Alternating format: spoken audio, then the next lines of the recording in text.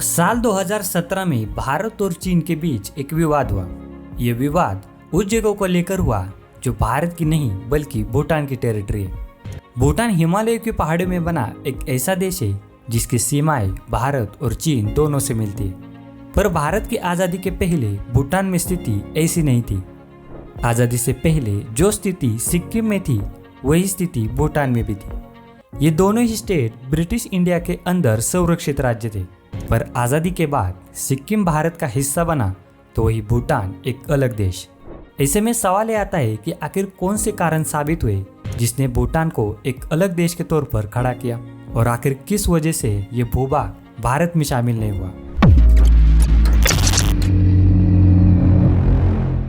दोस्तों, भूटान और भारत का रिश्ता जानने से पहले थोड़ा उनके इतिहास के बारे में जानना भी जरूरी है। तो बात शुरू होती है 1730 के पहले से। तब बंगाल भारत का हिस्सा नहीं हुआ करता था, लेकिन 1730 के बाद मुगल सेना ने बंगाल के कुछ इलाके पर हमला कर दिया। उस वक्त कूच बिहार रियासत की सीमा भूटान से लगती थी। ऐसे में कूच बिहार के राजा ने मुगलों के खिलाफ भूटान से मदद मांगी। तब भूटान के राजा ने मदद की और मुगल सेना को पीछे खदेड़ दिया। लेकिन भूटान के राजा ने इसका पूरा फायदा उठा लिया और बंगाल के इलाके पर खुद अपना कब्जा जमा लिया। फिर 1765 तक ऐसा ही चलता रहा और 1770 के बाद से यहाँ की परिस्थितियां बदलने लगी। तब भूटानी शासन को खत्म करने के लिए कूच बिहार के राजा ने अंग्रेजों से मदद मांगी। अंग्रेज पहले तो इसके लिए तैयार नहीं थे, लेकिन बाद में कूच बिहार के राजा ने उन्हें एक प्रस्ताव दिया। प्रस्ताव यह था कि कूच बिहार से भूटान को खदेड़ने के बाद वहाँ के उत्पन्न का आधा हिस्सा कंपनी को दिया जाएगा। इसके बाद अंग्रेज तैयार हो गए और इस काम की जिम्मेदारी ब्रिटिश गवर्नर वॉरेन हेस्टिंग को सौंप दी गई। हेस्टिंग ने भारतीय सेना के साथ भूटानी शासन पर हमला किया और उस लड़ाई में जीत हासिल की। लेकिन इस लड़ाई में ब्रिटिश सेना को भारी नुकसान उठाना पड़ा, जिसकी भरपाई करने के लिए अंग्रेजों ने कूच बिहार के शासन के साथ एक समझौता किया, जिसके तहत अंग्रेजों ने जीते हुए कुछ भाग पर अहम नियंत्रण की मांग की और वहां के शासक भी इसके लिए तैयार हो गए, जिसमें कूच बिहार के सत्ता के दो भाग हुए। उनमें से एक भाग अंग्रेजों के पास चला गया तो वही दूसरा भाग भूटान के पास रह गया। इस बीच अंग्रेज और भूटान के बीच कई बार लड़ाइयाँ हुई, जिसके बाद उनके बीच 1774 में एक समझौता हुआ और उस समझौते ने अंग्रेजों को भूटान में व्यापार करने का मौका दिया। कुछ समय तक सब शांति चलता रहा। फिर 1784 में दोनों देशों के बीच द्वार मामले को लेकर फिर से अनबन हुई। ब्रह्मपुत्र नदी का खुला क्षेत्र और भूटान की निचली पहाड़ियों को डुआर्स से जाना जाता था। डुआर्स के पश्चिमी भाग को बंगाल डुआर्स के नाम से भी जाना जाता था, जो पूरी तरह से भूटानी सरकार के अधीन था। पूर्वी द्वार के भाग पर भूटान और आसाम दोनों का राज था, मगर अंग्रेजों ने बर्मा युद्ध के बाद आसाम से पूर्व द्वार का नियंत्रण अपने हाथ में ले लिया और भूटान के साथ हुए समझौते का पालन नहीं किया, जिसके बाद दोनों देशों के बीच फिर से तनाव बढ़ गया और अंग्रेजों ने पूर्व द्वार पर कब्जा करके भूटान से युद्ध करने का फैसला किया। 1834 के आसपास एक और जंग हुई, जिसके बाद ब्रिटिश ईस्ट इंडिया कंपनी ने आसाम के द्वार इलाके पर पूरी तरह से कब्जा कर लिया और इसके बदले में उन्हें भूटान को सालाना 10,000 रुपये देना शुरू किया। लेकिन जल्दी ये शांति भी टूट गई, जिसके बाद 1864 में ब्रिटिश राज और भूटान के बीच फिर से जंग हुई और इस जंग का नतीजा निकला एक समझौते में। इस समझौते का नाम था सिंचुला संधि। इस संधि के तहत आसाम और बंगाल के द्वार पर ब्रिटिशों का कब्जा होगा और बदले में भूटान को सालाना 50,000 की रकम दे दी जाएगी। इस दौरान भूटान की राजगद्दी को हासिल करने के लिए हर तरफ से कोशिश हो रही थी। इनमें से दो गुट थे, तोंगसा के पोनलोप और पारो के पोनलोप। तोंगसा के पोनलोप गुट को ब्रिटिशों का समर्थन प्राप्त था, तो वही पारो के पोनलोप गुट को तिब्बत का समर्थन हासिल था।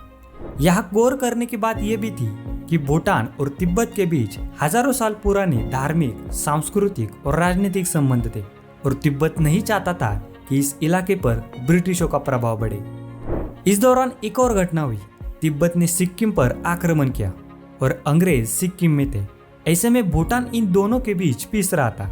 इस दौरान भूटान में एक नया लीडर सामने आया, जिसका नाम उग्गेन वांगचुक था। उग्गेन वांगचुक ने मध्यस्थता का रोल अपनाया और अपने घनिष्ठ सलाहकार उग्गेन दोरजी को तिब्बत भेजा, जिसके बाद 1904 में उग्गेन दोरजी ब्रिटिश मिशन के साथ तिब्बत पहुंचे और तिब्बत और ब्रिटिशों के बीच एक समझौता कराया। ब्रिटिश राज इस फिराक में था कि रशिया लासा में एंट्री करके भारत तक पहुंच सकता है, इसलिए वो जल्द से जल्द तिब्बत में अपना प्रभाव कायम करना चाहते थे। 1907 में उग्गेन वांगचुक भूटान के राजा बने, लेकिन अभी इस कहानी में चीन की एंट्री बाकी थी। 1904 के तिब्बत समझौते का असर चीन पर हुआ और तिब्बत चीन की आंखों में चुभने लगा। चीन नहीं चाहता था कि तिब्बत पर ब्रिटिशों का कंट्रोल हो, इसलिए 1910 में चीन ने तिब्बत पर हमला कर दिया। चीन यही नहीं रुका, उसने भूटान, सिक्किम और नेपाल पर भी अपना दावा ठोक दिया। यही से चीन से बचने के लिए भूटान ने साल 1910 में ब्रिटिश इंडिया के साथ एक समझौता किया। उस संधि के तहत भूटान ने रक्षा और विदेश नीति ब्रिटिशों के हाथ में दे दी। बदले में ब्रिटिश सरकार ने उनसे वादा किया कि वह भूटान के आंतरिक मामलों में हस्तक्षेप नहीं करेंगे। सब कुछ सही चल रहा था, लेकिन 1926 में उग्गेन वांगचुक की मृत्यु हो गई और उनके बेटे जिग्मे वांगचुक को यहाँ का उत्तराधिकारी बना लिया गया। उस वक्त भारत की आज़ादी का समय निकट आ गया था, तो अंग्रेज भारत को छोड़कर जाने वाले थे। ऐसे में भूटान और सिक्किम दोनों को डर था कि उन्हें बाकी रियासतों की तरह ट्रीट किया जाएगा, इसलिए दोनों राज्यों ने अपना पक्ष रखते हुए कहा कि उनकी संस्कृति और धर्म अलग है।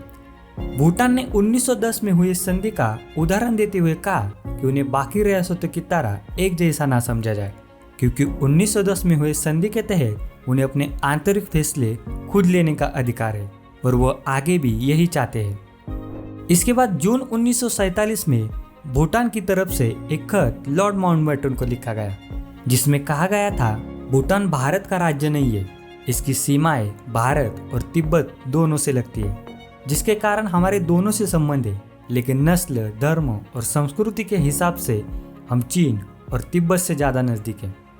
इसमें कहा गया था कि भूटान भारत का हिस्सा नहीं बनना चाहता।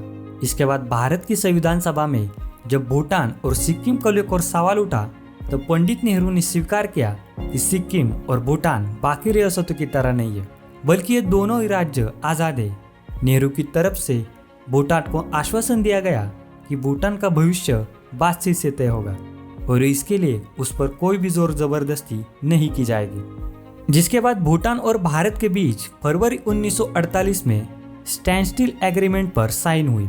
इस एग्रीमेंट के तहत जब तक आगे की राय तय न हो, तब तक जैसा चल रहा है वैसे ही चलते रहे। इसके बाद अप्रैल में प्रधानमंत्री नेहरू ने भूटान को बातचीत के लिए भारत बुलाया।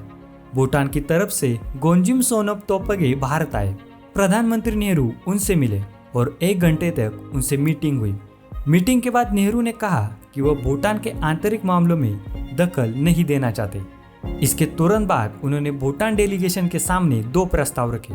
पहला प्रस्ताव था भूटान का भारत में विलय किया जाए, इसके बाद उसे राज्य का दर्जा मिलेगा, लेकिन उसकी खुद की इंटीग्रिटी बरकरार रहेगी। और दूसरा प्रस्ताव था भूटान भारत के साथ एक नया समझौता करे, जिसके तहत भूटान रक्षा और विदेशी मामलों से जुड़े अधिकार भारत को सौंप दे। भूटान डेलीगेशन इसके लिए बिल्कुल तैयार नहीं था। वह पहले तो ये लिखकर चाहते थे कि भूटान पर उनका दावा कायम रहेगा। इस मुद्दे पर बात इस हद तक बढ़ गई कि एक बार तो भूटान डेलीगेशन बिना समझौते के ही वापस लौटने वाला था। अंत में नेहरू इस बात पर राजी हुए कि संचार क्षेत्र भूटान के ही पास रहेगा और भारत विदेश और सुरक्षा मामलों में भूटान को गाइड करेगा। दोनों देशों के बीच में कुछ दिन तक चली बातचीत के बाद 9 अगस्त 1949 को भूटान और भारत के बीच एक समझौता हुआ और यही समझौता भारत और भूटान के संबंधों की नींव बना। इस समझौते के तहत भारत ने भूटान को एक अलग देश के तौर पर स्वीकार किया, जो भारत की सुरक्षा में रहेगा और विदेशी मामलों से जुड़े अधिकार भारत के कई अनुसार होंगे। साल 1958 में नेहरू खुद भूटान के दौरे पर पहुंचे। इस दौरान इंदिरा गांधी भी उनके साथ गई थी। इसके साथ ही इन दोनों देशों के बीच रिश्ते लगातार अच्छे होते चले गए। शुरुआत में भूटान की तरफ से विदेशी मामलों को भारत को सौंपने के लिए थोड़ी सी हिचकिचाहट थी, लेकिन 1959 में जब चीन ने तिब्बत पर पूरी तरह से कब्जा कर लिया, तब भूटान में भारत के लिए मान्यता और बढ़ गई। इसलिए शुरुआत से भारत भूटान के डेवलपमेंट में मदद करता रहा है। इस कारण साल 1971 में भूटान को यूनाइटेड नेशन की सदस्यता भी मिल गई है, जिसके बाद धीरे धीरे भारत और भूटान के समझौते में बदलाव होते रहे हैं।